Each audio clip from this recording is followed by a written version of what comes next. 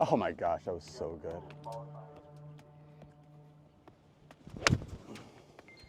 So when you try to move low point forward, you hook the golf ball. Here's the pattern that I do. I hit the ball. If I'm hitting it really good, I start to pull it. Hitting it really good, I start to pull, draw it, and then I start shanking it. Yep. And then I go back to just hitting it normal straight. See, that is probably like 1.41 smash on that 7-iron. Yeah, it was but that really was good. left. Yep.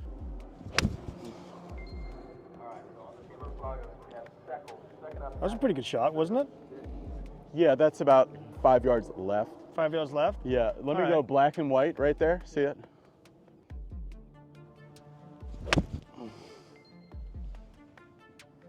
So that rarely happens.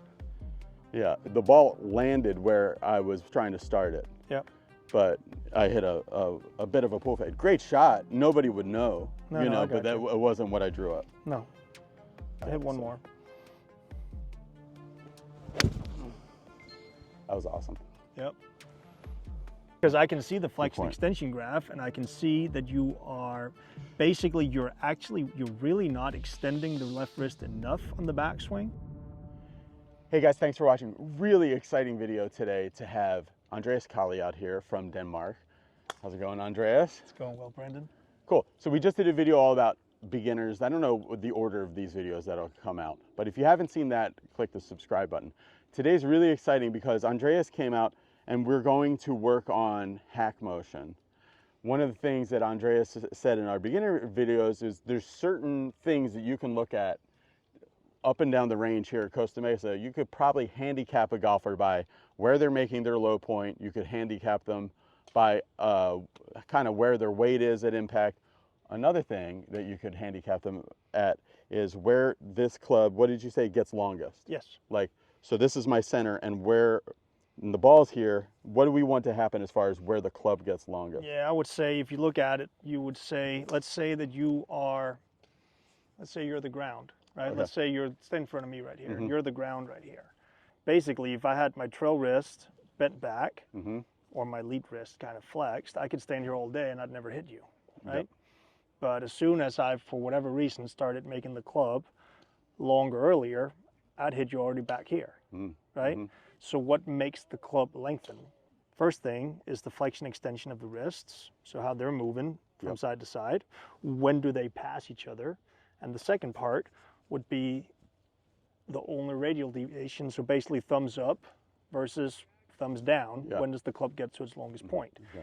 The best players, the club gets to its longest point when the ball's on the ground after So impact. if I'm the ground, show me where the best players are doing it. They would go, and then they would get long, Okay. past impact, right? Or past the golf ball. When we were doing the warm-up, there's a way you can set yourself up in the backswing to make these things either really difficult to do or easier to do. For sure. If you look at it, the easiest way to do it would almost be using the analogy of a baseball pitcher. Okay.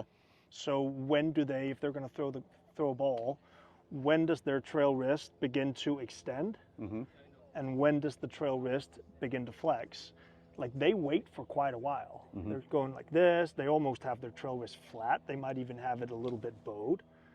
And they go, and as soon as they change direction, this starts to happen. It starts right? to go like this. Exactly. Yeah. And if two hands were on that baseball, they go like that. Exactly. Nail it.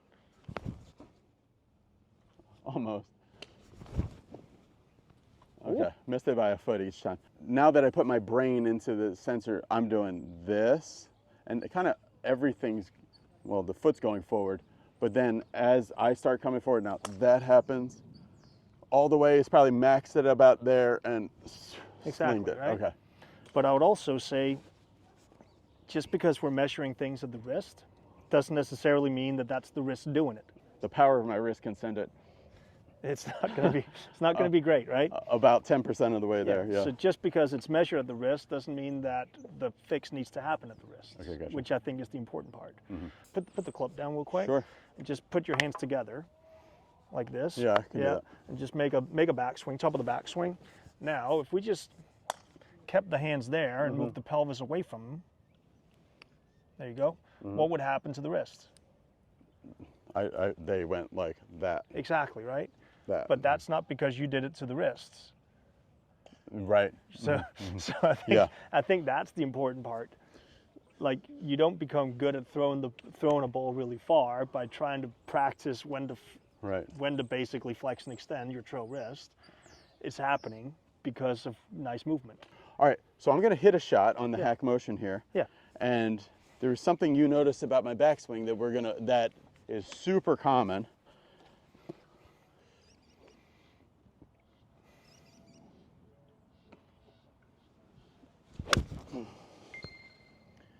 Not a bad shot. Okay, Andreas, so that would be one of my best smash factors of my life, but it was a little left. Let's look at the numbers, and I'm capturing the screen here, so let's look at the numbers here.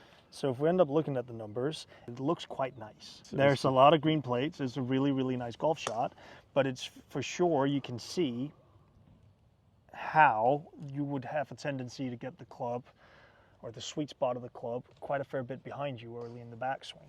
Yeah, so this orange line, guys, is the flexion extension is this of the left wrist. So what that's showing basically is I am basically only going to about there, and then I start to flatten this behind me, and then stand it up again. Exactly. You can always find the people who do it differently, right? You'll find Matt Fitzpatrick, Raymond Floyd, Nancy Lopez. You can find quite a few, John Rahm for that matter too, right? So you can see them do that. Yeah, and John Rahm's not going to get better, you know, trying to do something different. There's got to be some sort of issue in there. Now, in your case, your issue, you told me earlier, that is that you tend to hit it pretty good. Then you pull draw a golf ball. Then you continue to pull draw the golf ball until you shank one, right? What that really tells us is that the face to the path is too close, right? And if we look at it just wrist-wise, if you set up, if you already start by moving that sweet spot in behind you by flexing the lead wrist, what did that do? Well, it moved the path, first of all, way to the right, and it twisted the face angle really, really shut to that path, right? So there's your pull draw. Yeah, so like you were talking in our beginners video about like the roof of a house. Like here, I'd basically be going under the roof of the house. And I'd be putting this face instead of on the roof of the house or maybe perpendicular to it. That. Like, exactly, right? So or you're pointing the roof of the house way to the right. Oh, and just taking this whole thing. Yeah, I think that's really what you're doing is Okay, you're pointing that way to the right while you're pointing the face way to the left, and then the rest of your swing, you're trying to not make that thing go left. So it's really this dip down. So we go all the way from at address, I'm plus 17 extended. So that means we can look right here and see. So I'm about there. But then it flattens all the way from plus 17 to minus 7. So I've flattened it 24 degrees down that way. Yeah, which is quite a fair bit, quite early, because I think that it's a good thing it's happening. It's just happening way too early. Okay. I think that part should be happening basically as you change direction. How can we work on it? Well, we gotta start being better at it to start with, right? Okay. You don't have much more movement to do. Like the wrist can't flex more from here. I would keep the trail wrist a lot flatter earlier. And I would have your thumbs pointing a little bit more up towards your nose a lot earlier too. So right wrist flatter, thumbs more at the nose early, and then from there, I would try and start hitting some shots. So we'd basically set up, I'd do it in the practice swing a couple of times, but setting the club, basically going, all right, this is a pretty good spot to be in. Right wrist is a lot flatter. Both wrists are a little bit extended, but so right wrist hasn't snatched like this. No, exactly. It hasn't just bent back and the thumb pointing down and away from the golf ball. So pointing it right here, and then from there, make a backswing and try to hit it hard. Set it right there. Up and hit. Right? Yep. You're not going to pull that one. I don't think so. Yeah. Oh, yeah. So good. Okay, so this is something new since you've used the hack motion. So I have it on the trail wrist now. Because we're going to see, because I am so right-handed in everything. I use my left hand for nothing. That I do like sometimes to put it on this because I get better cues from thinking about what the right hand should do. You basically want a little bit more of this. and then a little bit of rotation in the forearms. So it sits there. What is it now? It is at setup, it is extended 5 degrees. Okay. And I want to do it the right way, and I want you to tell me how extended it is. Yep. Not that I'll be able to control it, I just want to know. No, I got you. So I'm going to do it. How's that look? It is extended 33 degrees. Okay. So do it one more time. What if you just did pure radial? You just get the sweet spot or get the toe of the club straight towards your nose. Don't even... Like that? There you go. Then it gets to 20. Then when you turn the forearm, do it again. There you go. Turn the forearms a little bit. There you go. Oh, turn the forearms. Yep. That way. There you go. Yeah. Just at 27. I like it. Now what is this? Do it again. Oh, that's 50. Yeah, okay, so that's the difference. Yeah, it's a way difference, okay, right? so that's the clear. Yep. Okay, so I'm going to try a Kali drill here. Yep. Yep, not bad. Now, if you did this more, what I would expect to happen is that the more you end up pointing your thumbs up towards your nose as you do this, the more you'll see this ball stay straight instead of curve left. One. Yep, beautiful. There you go. Push fade. Yep. Right? Okay.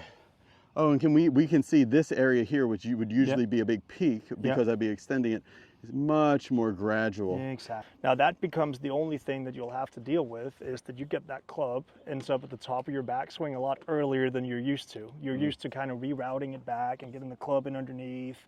And it usually takes you longer to get to the top, and now you're going to be there a lot earlier than you normally do.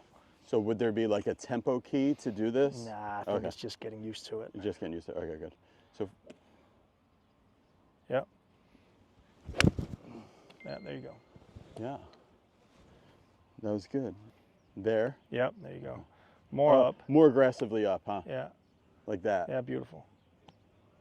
One. Yeah.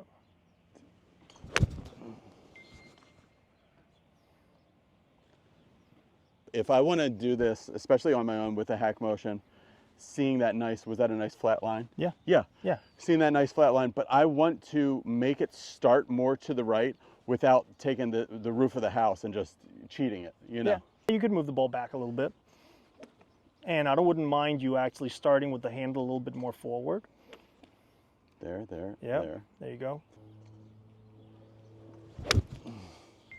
Ah! Yep. So that was a full swing where I didn't do the thing. Yeah, that was a full swing, and you see the entire graph just go straight up again, right? Yeah. So as soon as that goes straight up, that means you're extending. This is going straight there. Yeah, it's going that way, right? I'd still want some extension in that trail wrist, but I want it to come way more from the thumbs pointing up, which will extend your wrist, instead of just bending the wrist back. Right, right. Yeah, so I need to replace this feeling with more like if I was going to take this and put it into my forehead. Yeah, exactly, yeah. Oh no, hit the outside of the ball. Yep. No, I don't think so. I think the face was just too close. Yeah. You need to be able to keep your face less close to the path. Yeah, we can see it there. What keeps your face less close to the path is you not starting by basically twisting this club that way when you start your backswing. Yeah. It'll come from you basically, we could say, keeping the toe up of the club, but also getting it closer to you earlier, right here. Now, the more you do that, the less it's going to hook. I think you're reacting. Every time you hit one left, I think you think it's your swing, where it's the face to the path. Yes. Nice. There you go. Yeah, that's perfect. And I think that's really the exercise, is that every time you see one go left, your intuition tells you that you swung across it, which in reality, the face was just pointing too far to the left. So you need to kind of change your intuition. That you can see on the first half of the swing how flat that is. Exactly, right? You need to, every time you hit one that goes left, you got to go, I need to open the face more to the path. Yeah, I would even say like another cue could be almost feeling like you're looking into the palm of your right hand at P2. What do you mean? So you should be able to look into the palm of your right hand. Oh, so if I put it to the ground, I can't see it. Not. So there I can see it. Yeah, there you go.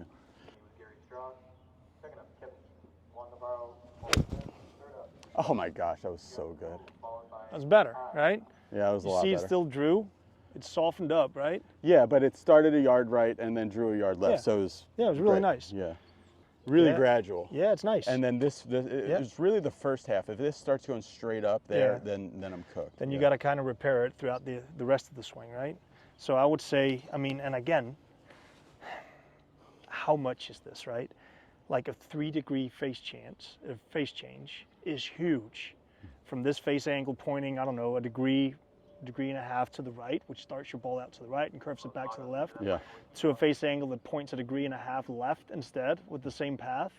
That's like I don't know, there's 25 yards between those two shots. One is like a pull draw and one's a beautiful little push draw, right? Yeah. And what is 3 degrees really? That's like Right. Like it's but you might have to nothing. feel It's going to feel 40 extreme. degrees to get 3. So that's again what I would use it for is I would look, okay, am I doing what I'm feeling? Mm-hmm. But I would use the ball to calibrate myself. So when the ball's going left, okay, I'm not doing it enough. Right. Right? Yeah. So what do you think, because I've heard this before, that some people get really frustrated with drills because they're like, okay, I do the drill well, but then when I go in my actual motion trying to hit a target, you just go back to the original pattern. Well, so like, how do you take something that's working like in your indoor place in Denmark to the course? You know, how do you get people to do that? Well, first of all, I think it's relating it back to what the golf ball's doing. If I'm being logical about it and I see the ball overdraw or pull draw, I can go, okay, I'm not doing whatever I was sensing enough. Yeah. Right? I think the drill is perfectly fine, but it needs to serve a purpose. When you do the drill, you should see no balls overdraw or pull draw. You should see all balls either going to the target or staying out to the right. Yeah. Then that can really relate it back to the feels you need, right? Okay. So you got to get.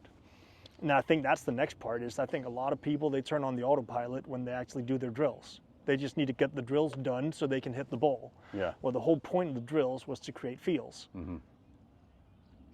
Right? Yep. And then so then you can build some kind of like, okay, pre-shot, because this is the question I always get is like, okay, this is what I'm working on in practice, but then some coaches say, but then when you go to play, you just play. Yeah. But I don't. Yeah, there's a I don't mix, really right? see. Yeah, it's a mix because So I see Tiger doing weird things Yeah, and Rory doing weird. You know, they're not even as good as they are. They're not just play. No. Yeah. No, so I think the people that described it the best was Lynn and Pia from Vision 54. Yeah. And they would divide these things into a think box and a play box. You know, like this line here. Exactly. Yeah. That would be like, okay, so there's basically 2 rules, right? You stand behind the line in your think box. What's the rule there is that you have to think. Yep. So you feel, you make your decisions, you see the ball, flight, you visualize it, you do your feels, and whenever you've gotten your feels right, I got it. you cross the line into your play box, and that's when you hit. Okay. Now I'm playing. Yeah.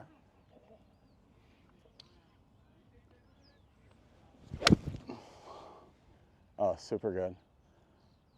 It's such a solid smash. Yeah, Now I'd be nice upset because just a little bit. Yeah. Because it did go left, and we can see on the graph, it just wasn't extreme It's enough. not quite it's a little enough, up right? No. early. So that tells you, when you go back to your think box again, is that you need to feel it more, right? Right.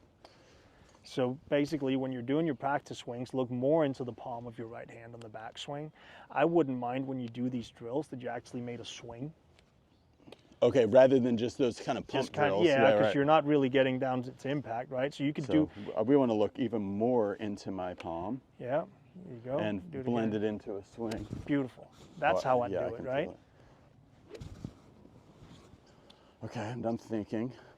Now I got my feel. And it's like here, there's still some thought, but it's like kind of like a shadow thought, kind of like a little bit of a remembering. It's here. more vague. Yeah. It should be vague and abstract when you're standing over the golf ball, but it should be precise before it. And now I'm just getting more external for there. Yep.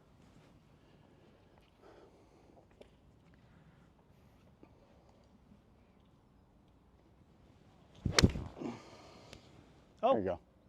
There's a straight one. stayed out. There we Nice go. job, man. Cool. Yeah, landed right at the target. Good job. You too. Hey, if you guys are interested in getting the hack motion and trying it for yourself, it's been super popular amongst Be Better golfers. I've gotten a lot of letters about how much people have liked it. Go to hackmotion.com/BeBetterGolf. the best price anywhere that you'll find on the internet is always going to be on that site because of the relationship I have with the guys with Latvia. If you guys are interested, this is like just barely scratching the surface of one, all the videos that I'm making with Andreas over the next couple of days, but two, if you go to andreaskalligolf.com, so Kali is K-A-L-I, but if you, we'll put it all in the description. He's putting up videos on the topic we just talked about, as well as all the other things. He's putting hours and hours of content on there. Really great for people who are either like stuck in a plateau and want to get better and need a kind of a more precise system to get into, or if you're like a golf coach looking to improve your lessons and stuff. There's like really powerful things on that site. Thanks for watching, everybody.